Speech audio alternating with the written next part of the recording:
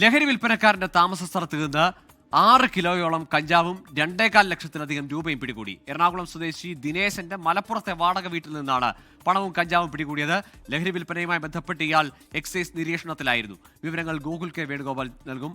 ഗോകുൽ, ഒരു സ്ഥിരം ലഹരി ഇടപാടുകാരൻ കുറ്റവാളി എന്ന വിവരങ്ങൾ കൂടി വരുന്നുണ്ടല്ലോ ഈ ദിനേശനുമായി ബന്ധപ്പെട്ട.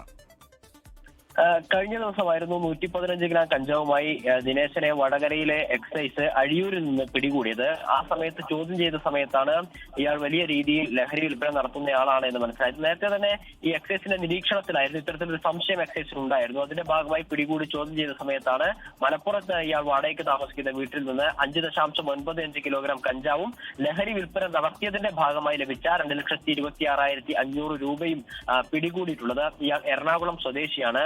ഇത്തരത്തിൽ ലഹരി വിൽപ്പന മൊത്തത്തിൽ ലഹരി വസ്തുക്കൾ എത്തിച്ചതിന് ശേഷം കോഴിക്കോട് ജില്ലയുടെയും മലപ്പുറം ജില്ലയുടെയും വിവിധ ഭാഗങ്ങളിൽ ചില്ലറ വിൽപ്പന നടത്തുന്നയാളാണ് എന്ന സംശയങ്ങളൊക്കെ ഉണ്ടായിരുന്നു. അങ്ങനെ നിരീക്ഷണത്തിൽ ഉണ്ടായിരുന്ന ആളെ പിടികൂടി ചോദ്യം ചെയ്ത സമയത്താണ് ഇപ്പോൾ ഇയാൾ പിടിയിലായിട്ടുള്ളത്. ഇയാൾ ഇപ്പോൾ എന്തായാലും റിമാൻഡ് ചെയ്തിട്ടുണ്ട്. ഗോകുൽ, ലഹരി വസ്തുക്കളൊപ്പം ലഹരി കച്ചവടത്തിലൂടെ സമ്പാദിച്ച പണവുമടക്കമാണ് ദിനേശിനെ പിടികൂടിയിരിക്കുന്നത്. ഗോകുൽ കെ വേണുഗോപാലാണ് വിവരങ്ങൾ നൽകിയത്.